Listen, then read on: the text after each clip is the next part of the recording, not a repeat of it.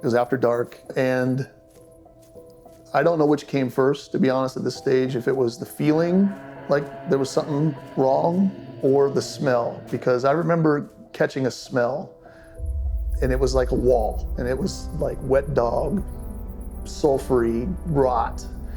Definitely, and I had smelled skunks before. I'd smelled, we had a lot of deer, so a lot of roadkill deer, a lot of roadkill raccoons and possums.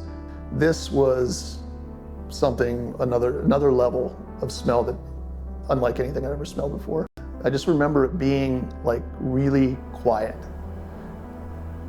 Something in me triggered with that smell, with that fear. After how long, I don't know, maybe probably 5-10 seconds, felt like 30 or more. I pulled the trigger on this toy gun and it went. And in the silence, something to my right sounded like at that time in my brain, I thought it was a truck just falling down that hill and busting tree branches and boom, boom, boom. And I was frozen for a moment. And then I remember walking forward to look down because it was summer, so the stars were out. There must have been some amount of moonlight. I don't remember seeing the moon, but I remember looking down and being able to see the creek, light on the creek, and I saw this thing step out. And I couldn't make out a face. It was a silhouette, but it was the biggest human-like thing I'd ever seen.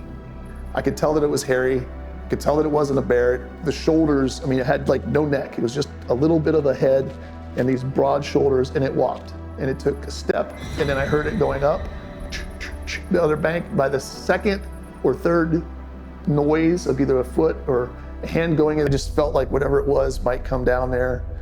And the next day, I would go out there with the dairy farmer that had the farm in between where it happened and our property, and have him walk with me to show him what I'd found. In that moment, he says, "Don't worry about this."